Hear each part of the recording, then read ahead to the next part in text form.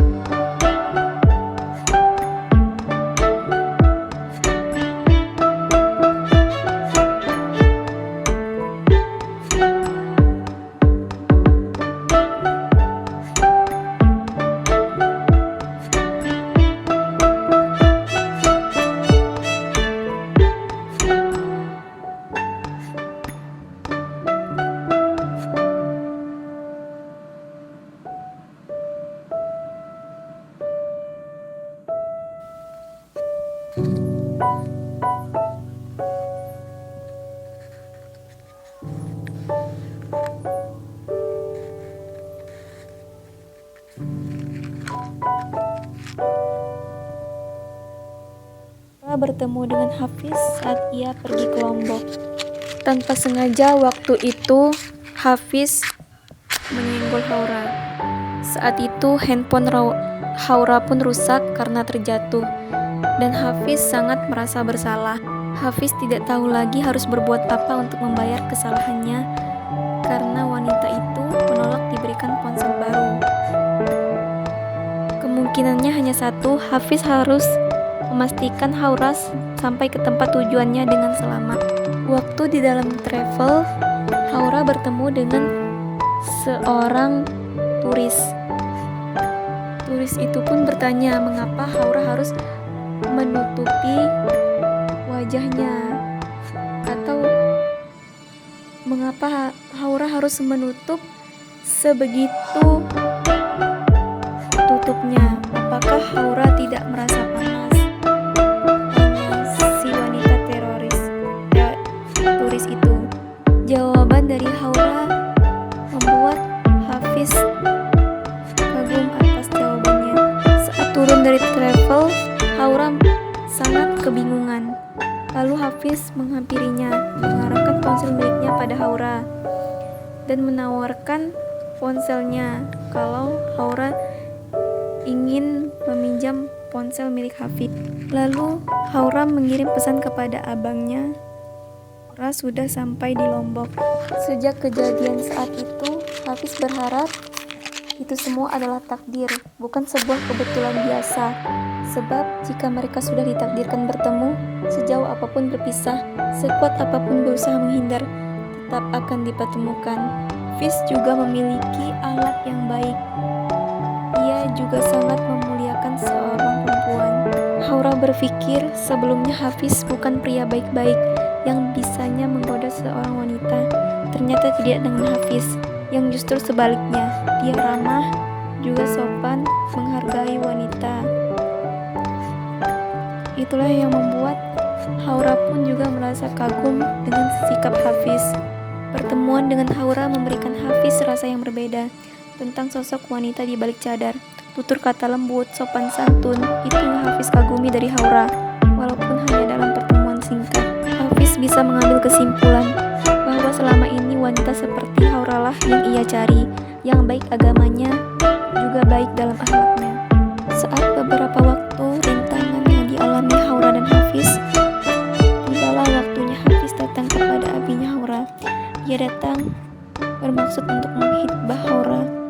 Lalu abi Haura menyuruh Hafiz untuk datang lagi ke pesantren minggu depan. Di saat itulah Haura akan memilih Hafiz atau Galih yang akan menjadi calon suaminya. Waktu itu pun tiba. Haura memilih Hafiz untuk menjadi calon suaminya.